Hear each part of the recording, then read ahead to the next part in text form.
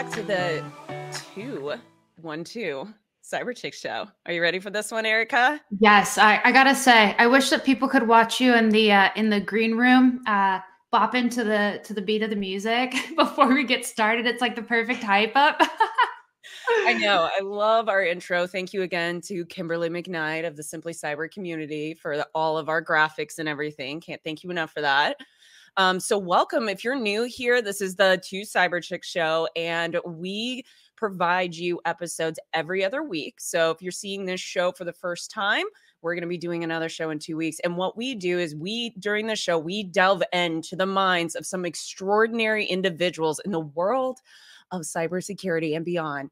And today's episode, we are actually joined with a dear friend of mine, Kurtis Minder, who is the CEO of GroupSense, a company that is a pioneer in fully managed cyber intelligence and reconnaissance services. So a little bit about Kurtis. So he actually started his technology career in the early 90s at a small regional internet company. And then from there, he actually started getting into internet threats, which then led him down the path of expertise in system administration, internetworking design, and then security architecture. And then over the years, he'd actually worked for companies like, think of giants like AT&T, and he also played pivotal roles with startups, which he is the CEO of a company right now. He's also been part of acquisitions, and he's been part of a successful IPO. So really amazing background. We're going to be talking about GroupSense. GroupSense was actually founded in 2014,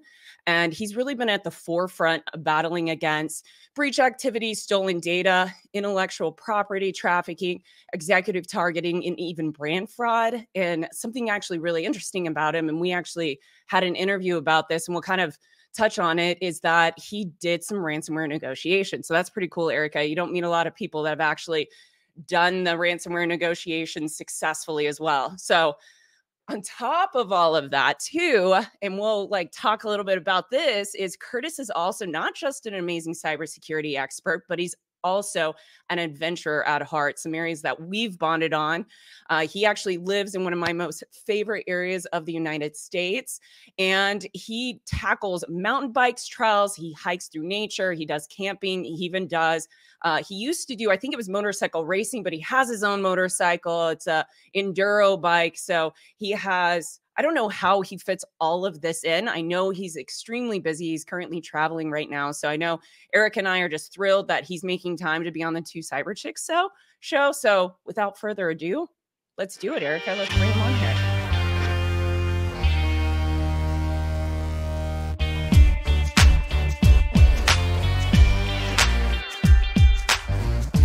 Woohoo! Welcome, Kurtis, dialing in from sunny Miami. Yeah, it feels like heaven is behind me or something. It was too dark when I closed it, so this is what we got to deal with. So, Kurtis, we're thrilled that you could join us today. Let's just go ahead and jump right into it. You've had a diverse career in technology. Jax, the intro, phenomenal. I mean, wow, Kurtis, what a background. You've worked for both large companies like AT&T. You're a co-founder now for GroupSense. Having witnessed the cybersecurity landscape evolving throughout the past, few decades, what major shifts do you foresee in the near future? Well, I think we've seen when I started doing this, there wasn't even a career associated with it, and then it's gone through so many different names and iterations, right? So it was information security and system security and information system security, and then now we just call it cyber. we've got it down to a single word, but almost transversely, the number of different specializations and disciplines that you can tackle in cyber have grown a lot. And so I do a lot of public speaking at universities and stuff like that, talking to students who are looking to get into cyber. And that's one of the biggest things that I talk about is it's a very unique space. For example, like how many private sector jobs do you have an actual enemy? Like every day you have an enemy. It's very strange, right? It's a very strange career, and then it has a lot of purpose because of that, because you have someone who's actually materially trying to harm you or the country or your business, and and there's just a lot of areas of specialization, almost like a medical field. You could, you could work on toes, or you could work, or you could be an eye doctor, or you could be, and same thing with cyber. And I think that's going to continue. I think just the specializations are going to continue. And what's going to make that scalable is new technology like AI and things like that. Yeah. And Kurtis, like, we met through another organization at the time. I think you had just kind of wrapped up like a ransomware negotiation, and we're going to talk more on that. But how you and I met was because of your ability of like networking. And then I had met an individual who knew you and was like, oh my gosh, you need to meet this guy and have him on your show. You and I connected, and I feel like we hit it off really well because you have this just really outgoing personality. With that said, though, you have a lot going on. You're a CEO. How important has it been for you as a CEO in this space to network, to build relationships quickly, because you are traveling a lot? And do you find that this skill that you have has been instrumental in your role as not only a cybersecurity expert, but also in building your company and being successful within this space? Yeah, that's a great question. The first time we met, I got to tell you, I was starstruck by you. So I was probably a little nervous when we met. But yeah, absolutely. And I think it is hard when you're moving around so much to do the networking well. I think what works for me, and I suspect is a pretty good principle, is, try to give back and try to do good first. Just do good first. Expect nothing in return. And I firmly believe that, the universe will pay you back. And a lot of times that is through building trust with folks that you've done good for, or you've got a reputation for being that kind of person that gives a lot. And I give a lot. So like in my free time, I spend a lot of time doing a lot of pro bono work, a lot of volunteering. Like I said, I speak at universities a lot. I try to give back to the community as much as I can. And I think that accelerates and sort of amplifies the networking. Yeah, I think that's a great point, especially in this remote world that we live in. It's that trust that you brought up.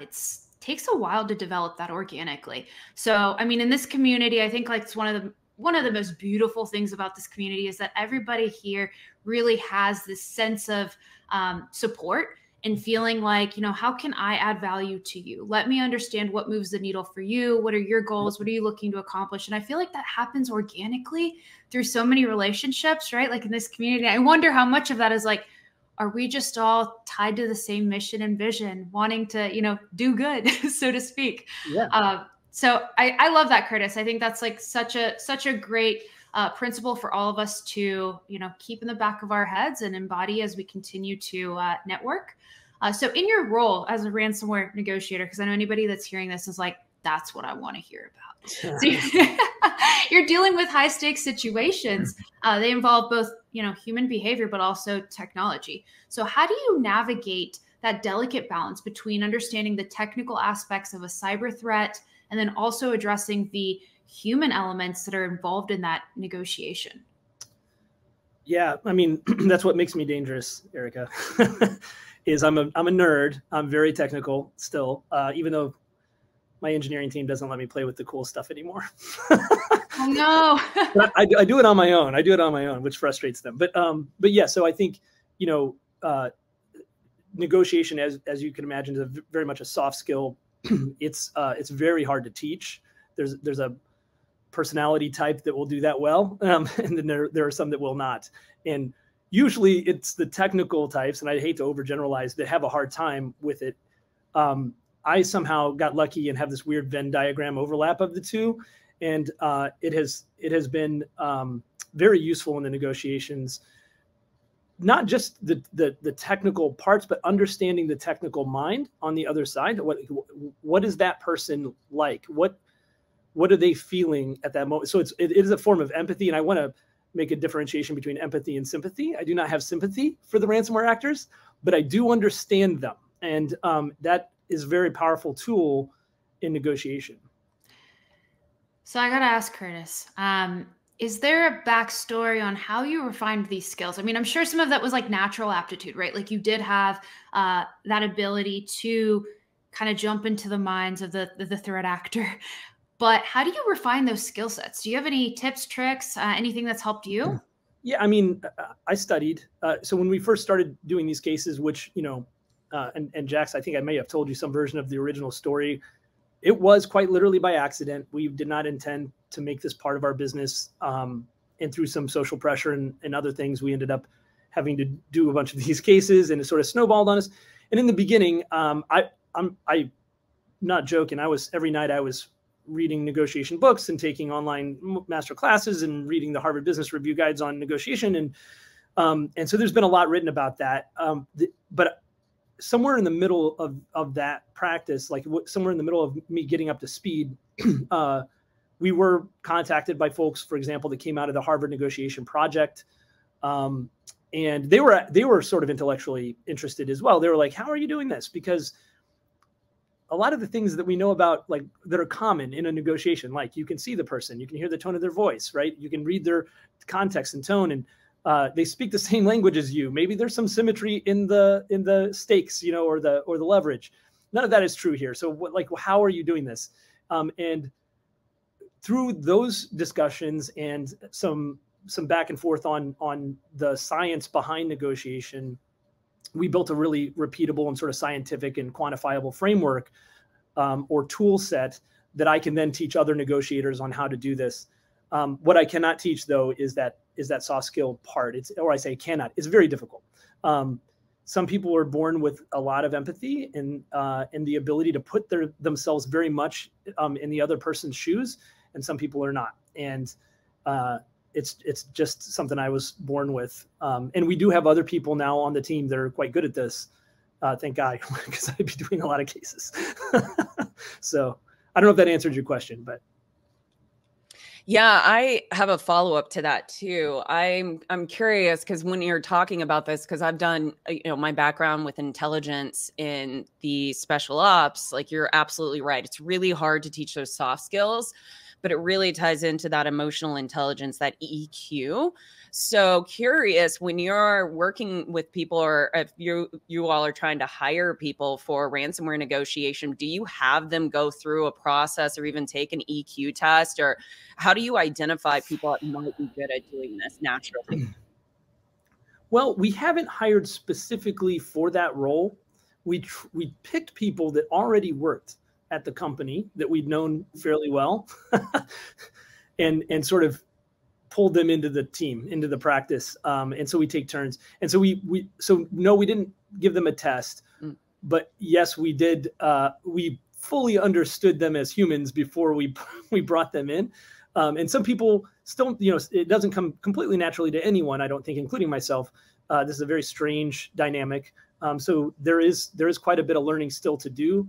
But we kind of knew which people inside GroupSense had those EEQ, sort of capabilities already. Yeah, I love that. Wow.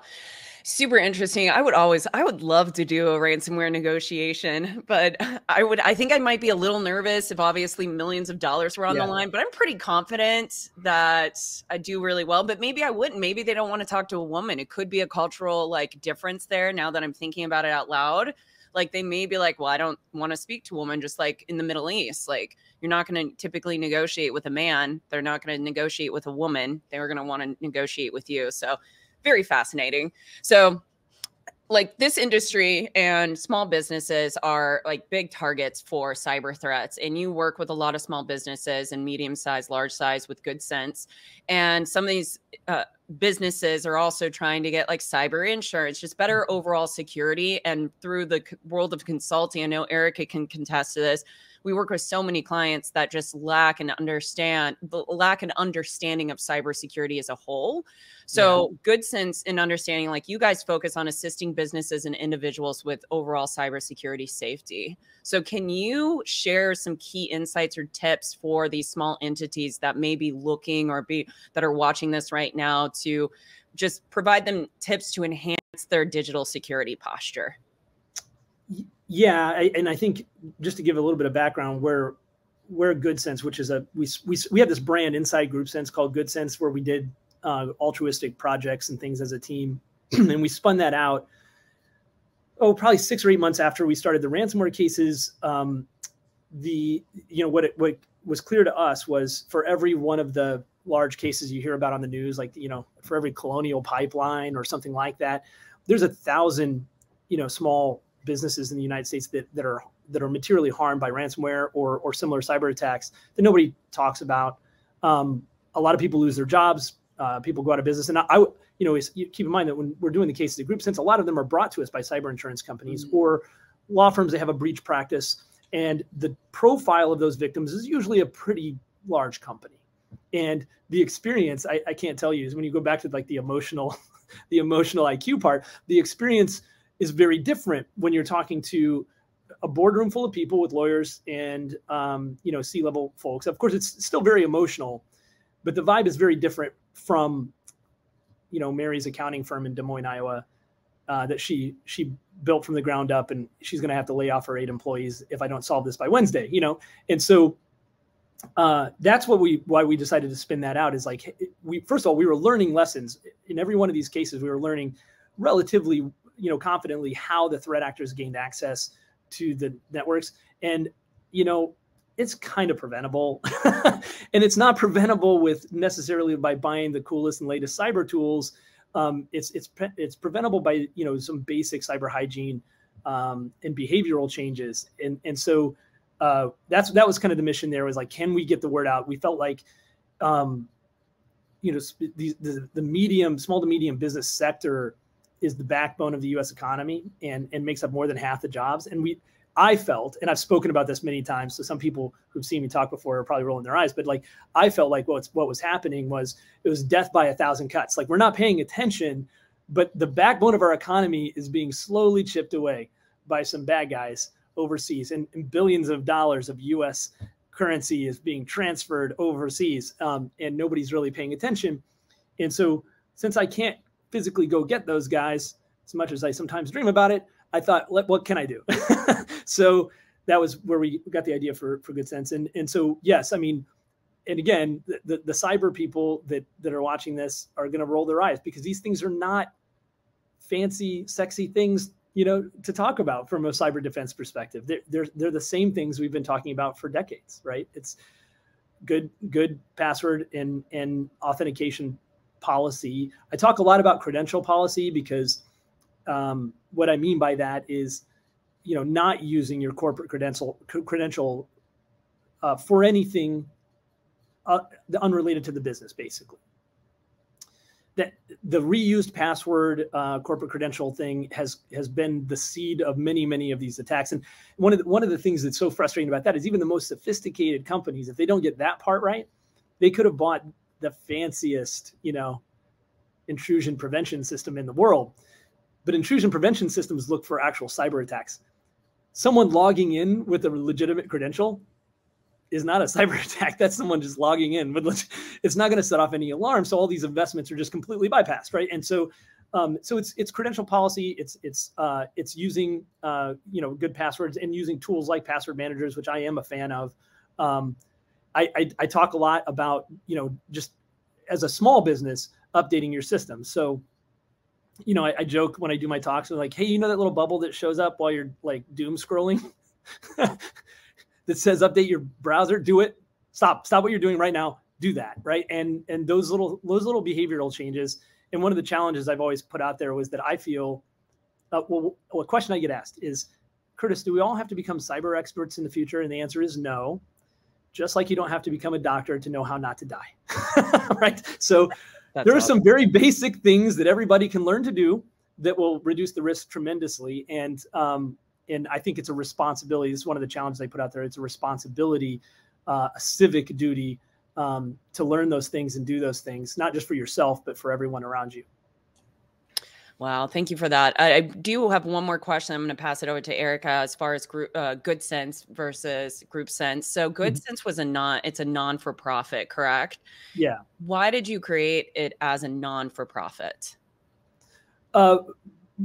primarily because I had a for-profit enterprise. I wanted to differentiate between the two missions, pretty clearly. And the avenues in which I was initially attacking, which were, university programs, were more amenable to that type of arrangement than if I went to them commercially and said, "Hey, buy my product so that I can protect your community." That it just was a better avenue to get their attention. That makes total sense. Yeah. Yeah.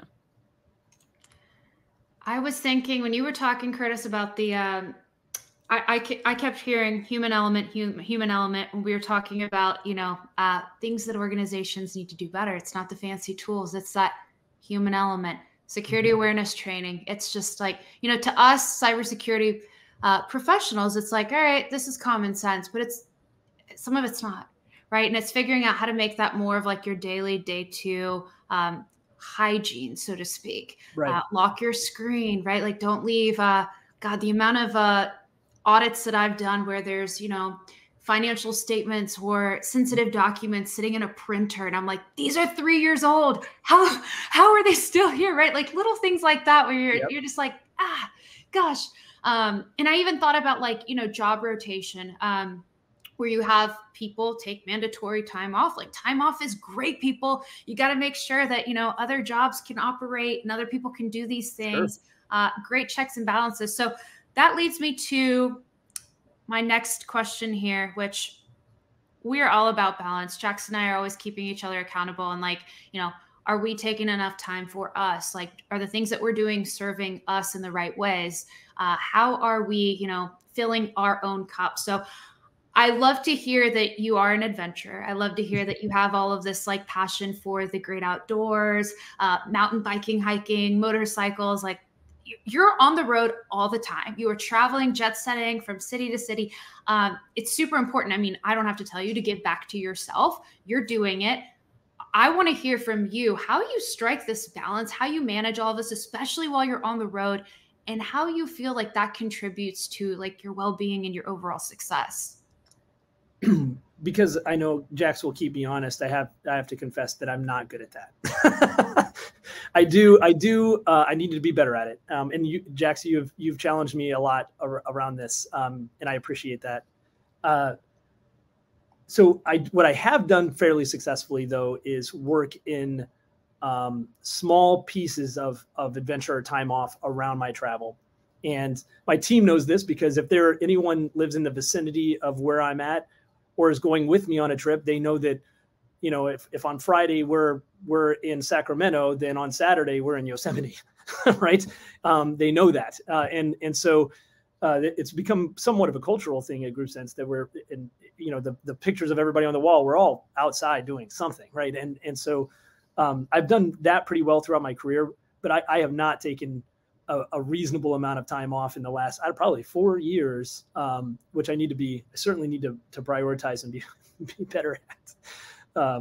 What I also am fairly good at, and I think Jax and I talked about this too, is I'm good at, wellness routines. So I'm an early riser. I write in a journal every day. I meditate. I work out. I eat healthy. Those things are keeping me sane. But I do also need to take like real time off at some point. Yeah. And you know what? I think self-awareness is the number one thing. It sounds like you've got a good community around you that is making sure, to hold you accountable for the things you're saying you're doing, even when you're not. And I love to hear that. I think something that I see in our industry is like with the burnout culture is people feel like they got to run and take a vacation. I don't think that sometimes you need to go and run and take a vacation. It's how do you build that balance into your day-to-day life? Yeah. So hearing you say all of the ways that you're able to sprinkle goodness throughout your days and your week, I think that that's what makes this lifestyle sustainable, that you're not hitting a roadblock of burnout. And I need to go vacation. If I can tell, the audience anything, it's sometimes the simplest things that make the biggest difference. And so, for me, that's walking.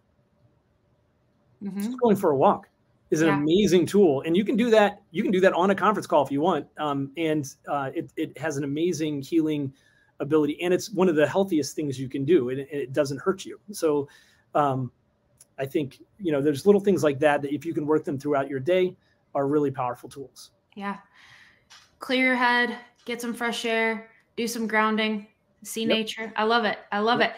Kurtis, we are unfortunately at time. I feel like we could all chat for another hour here. But it has been amazing having you on the show. Thank you so much for opening up, sharing lots of information about, gosh, I mean, we've covered a lot of ground today. So I really appreciate it. We'll have to check in on what you're doing during your jet setting in the next few months. All right. Thank you. It was really an honor, you guys. Thanks, Kurtis. Thanks, Kurtis. Loved it. Cool. Yeah. Jax, well, we got to wrap it up. For those of you tuning in today, thank you so much. If you haven't already connected with Kurtis or looked at his LinkedIn, go check it out. Go check out GroupSense and all the awesome things that they're doing. Check in with us in 2 weeks for our next show. If you have any recommendations, any podcast guests, or any topics that you want to hear about on this show, please shoot us an email at 2, that's the number 2, cyberchicks@gmail.com. And as always, check out the Simply Cyber channel for more awesome content. We'll catch you on the next one. Bye.